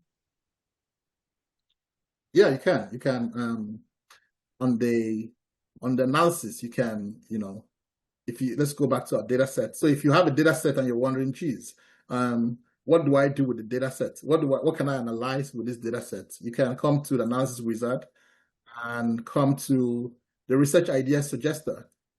It takes that data set and gives you some suggestions and says, well, based on your data set, these are some things that you could do. And so here, for example, it's giving us 15 ideas for our paper. So that we can then proceed to analyze it accordingly. But of course, it's your paper, it's your data, you are the expert. So that's just an idea or suggestion for you to follow. And we also have the AI toolkit. It's a small part of the platform, but it's also important. The AI toolkit gives you access to, a lot of other capabilities on the platform to assist you with ideas and all of those things that you can also use for your work as needed. So, but again, all of those features that are things you can, I think, for those of you who are already on the platform, you should have had access to the AI toolkit. But this time we've also built that capability within the analysis wizard as well. Thank you. Does this platform support geospatial analysis? Yeah, they depends on what exactly you're doing, but from the data collection part to the sampling, all manner of support for if you have longitudes and latitudes that you could use.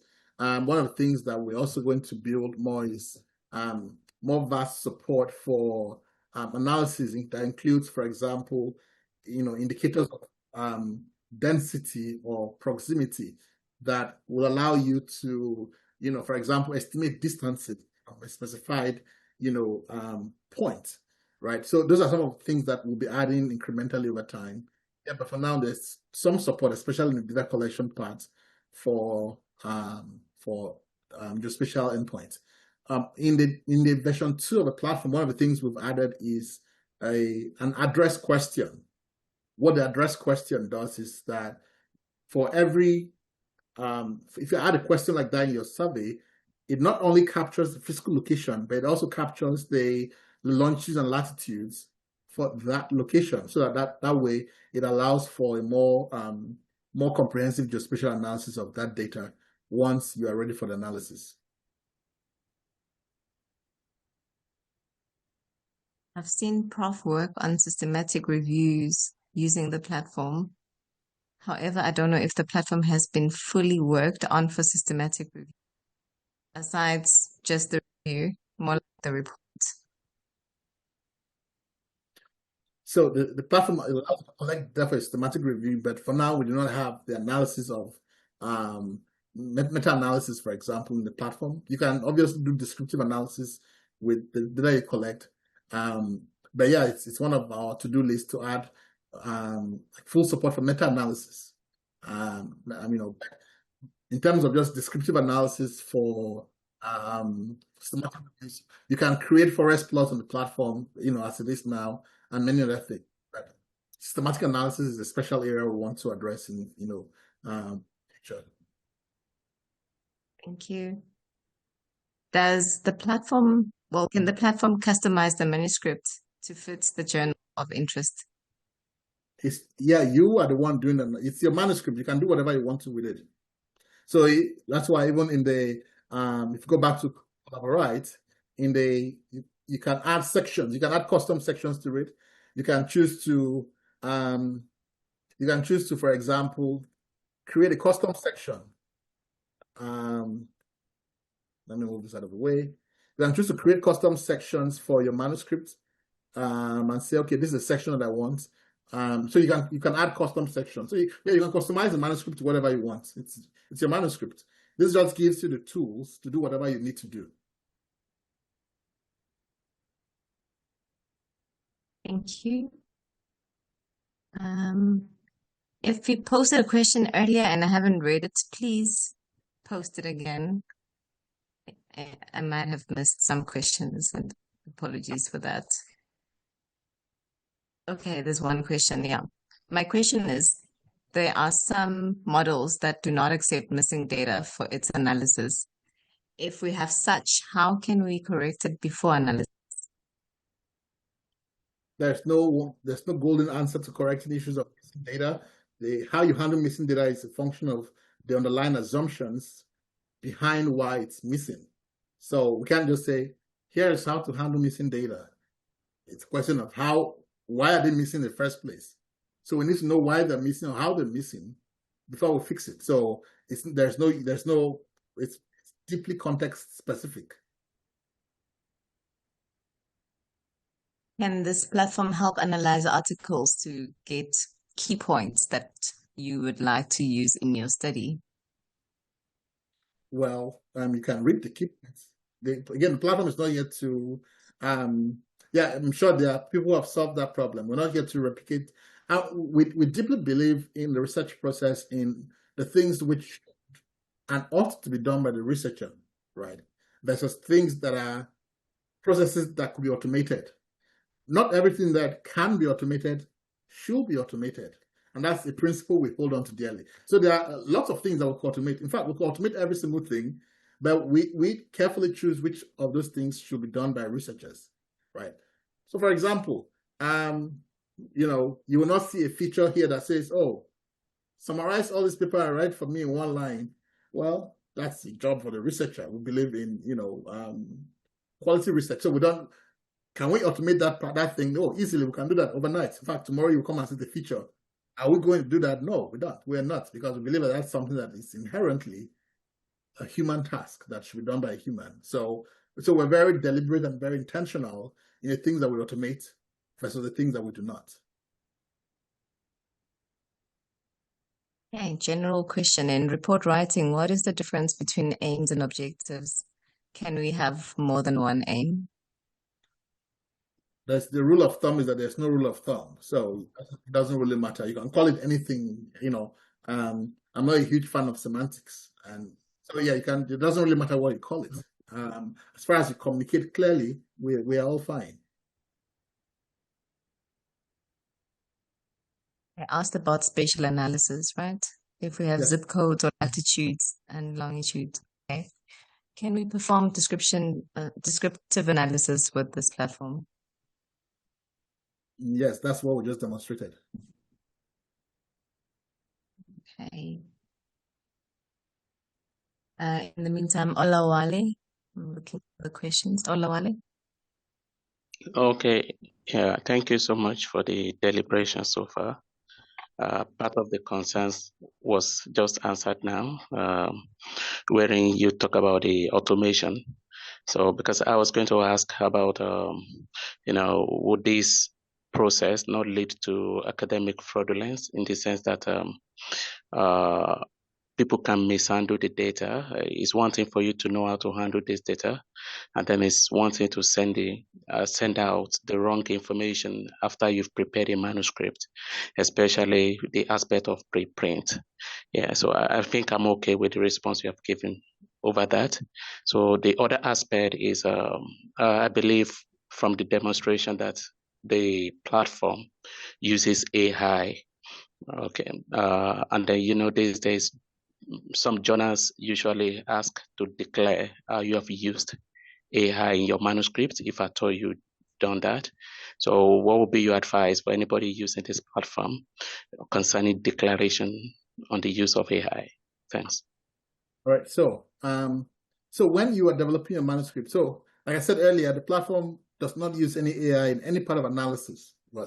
Those are things that we consider to be high risk and should not have any dealing with AI.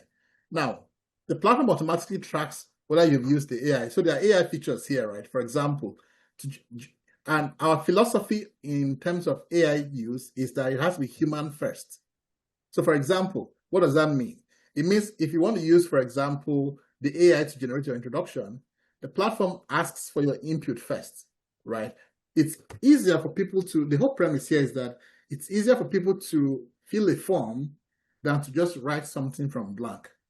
So that is how we have helped people to generate the introduction. We have these 3 sections, for example, in the introduction: why important, what's known, and the gap.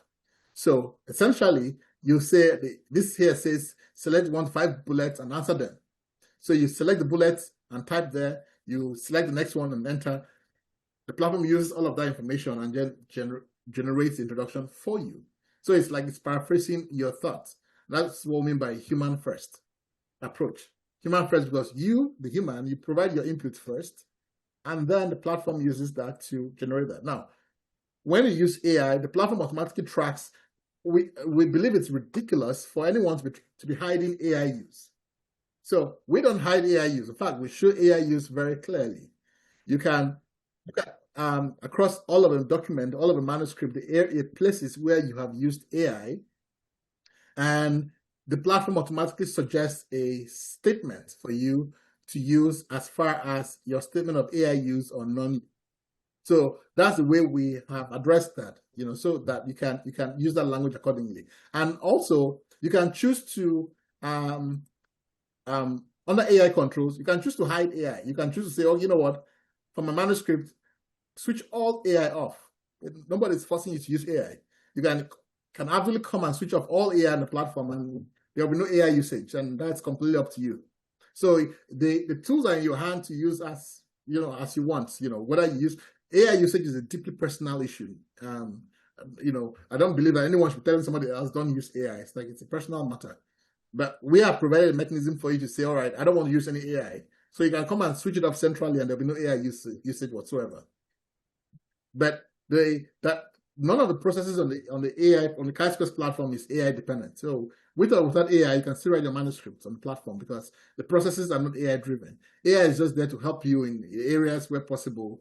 But for every AI process, there is another non-AI alternative to it. I hope that is clear.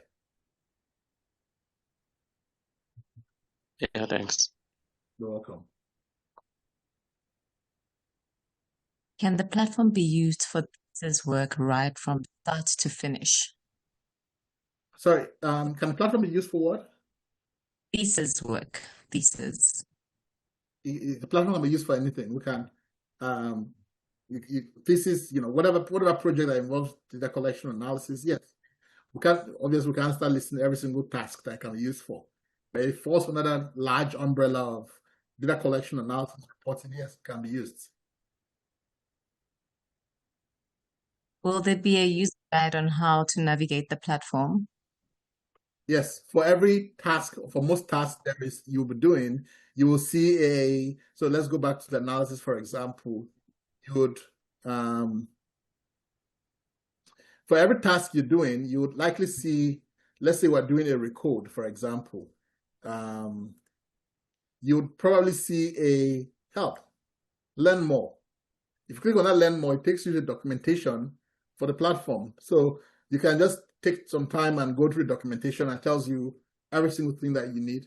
But yes, there is a help guide already that is built into the platform. Okay, I think that was the last question. All right. Any last questions? Anything I missed? This is your chance to post it. I don't think you missed anything at all. You're hoping. I didn't. Thank you so much, Prof. Thank you for this wonderful platform. And I know we have some of our guys from the team. We appreciate them a lot for the work they've done. Thank you so much. I believe we'll have another session soon, next week, Prof. Yes, that's correct. Yes. Once we launch the platform, yes, we're going to have sessions and so that we onboard people fully to the platform. Okay. Well, that brings us to the end of our session. Thank you so much, everyone, and I hope you've all signed the register. Those who want to receive certificates of attendance, we've been sharing the links throughout the Q&A session. So, yeah. Which link are you referring to, Basma? Next session. Okay. We will share the information again via our WhatsApp groups, LinkedIn page. So if you follow us and you follow Prof, you will receive all the information, and also on our Telegram group, which was posted. The link was posted earlier. We'll also send via email. So yeah, various ways. Okay. Prof, I can see you can't wait to leave. You can say your goodbyes. All right, thanks everyone. Have a good day. All right, cheers. Thank you. Goodbye. Thank you. Thanks, everyone. Thanks, Prof. If you found this video helpful, don't forget to like and subscribe. Click the bell icon to turn on notifications. Got questions or suggestions? Drop them in the comments below, and remember to share this video with your friends and colleagues who might find it useful. Chisquares, democratizing knowledge.